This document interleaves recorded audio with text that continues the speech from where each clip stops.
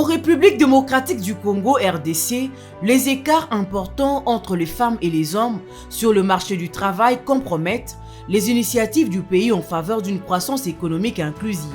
Seuls 62% de femmes font partie de la population active et à peine 6,4% d'entre elles ont un emploi salarié contre 23,9% d'hommes selon un rapport des experts.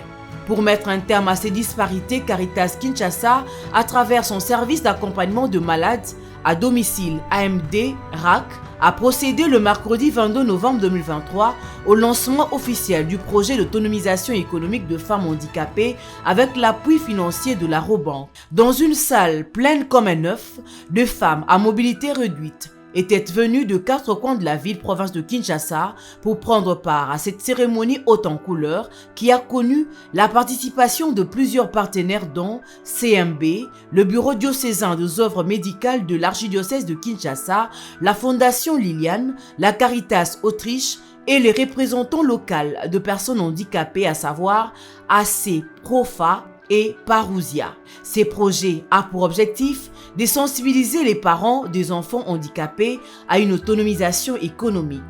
Tout a commencé par la prière, suivie du mot d'introduction où il était question d'expliquer l'objectif de la Caritas qui vise l'inclusion dans la société des hommes et femmes vivant avec handicap. Pour matérialiser son souci de voir ces personnes vivant avec handicap retrouver leur dignité et place dans nos communautés, son éminence le cardinal confiera la mission de les accompagner aux différents services sociaux évoluant dans notre archidiocèse, ce dans le but d'initier en faveur de ces personnes une catéchèse et une assistance appropriée. Les personnes vivant avec handicap étaient comme des sous-hommes. Mais au jour d'aujourd'hui, c'est l'effort qu'est en train de déployer l'archidiocèse de Kinshasa par l'entremise du service diocésain accompagnement des malades à domicile pour vous sortir de cette gouffre. Prenons la parole. Maître Christian Mwamba a exposé sur une thématique dénommée « Rappel de droits fondamentaux relatifs à la loi portant protection de l'enfant ». Dans son allocution, il a rappelé aux parents l'existence de la loi portant protection de l'enfant congolais. Nous avons dit ceci. Partant de la Constitution congolaise du 18 février 2006, telle que révisée à ces jours. Cette loi dit ceci. Tous les enfants sont égaux devant la loi. Que ces enfants soient personnes vivant avec handicap ou non, ils sont égaux devant la loi. Mais seulement, l'État commence d'abord par protéger l'enfant dès le ventre de sa mère, avant qu'il ne soit délivré. C'est comme ça que l'État congolais jusqu'à ce jour sanctionne l'avortement. Donc nous exhortons aux parents, même si l'enfant qui est dans votre ventre va naître avec une certaine malformation, prière de ne pas l'avorter. À défaut, l'État va mettre la main sur vous.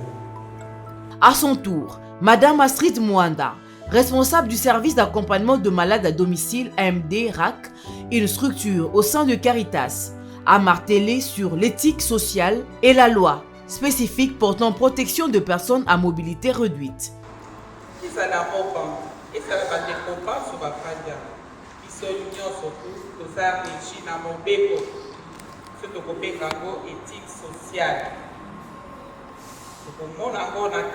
Développement intégral de l'homme.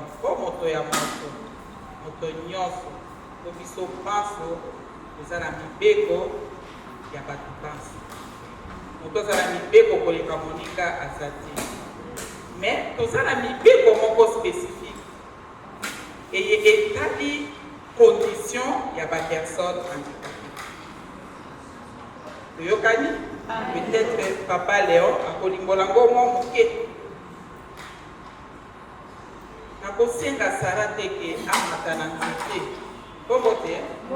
Mais ce qui est petit escalier, à cause de la ligne, à Komanda, ça s'appelle quoi? Inclusion. Et ça bobote. À cause de la charité qui a ça la course, ceux qui a ça la bébé, mais ceux qui a zubiki naïe, à cause de la course. Après différentes exposés, place à présent à la série de témoignages qui a permis de prime abord à Madame Marthe Tchalala d'encourager les parents qui ont des enfants vivant avec handicap de ne pas abandonner. Bon, on a bandé qui côté comme moi bouquet. On a connu ce qui est dans la bande de l'hôtel, ils sont tous tous dans le courage. Il y a pas Luka. On va dans la biso. C'est ça, mutuya mingi. Mutuya na ndenge ni. Pour soma bakis. Surtout bakis. Au moins na komela okende pas nan posenga apesi na yo. Bana so babenga na nan bandoki. Babenga na no bana babu baboti bango uti na mai. Na mai. Nasina yoka bakombo ebele. Mais na landa te. Atala ikaka ngai moko na bundana na mwana na ngai. Ma formation ya couture na kangia maboko te na kende koteka pe na otonga ka esika na teka wana.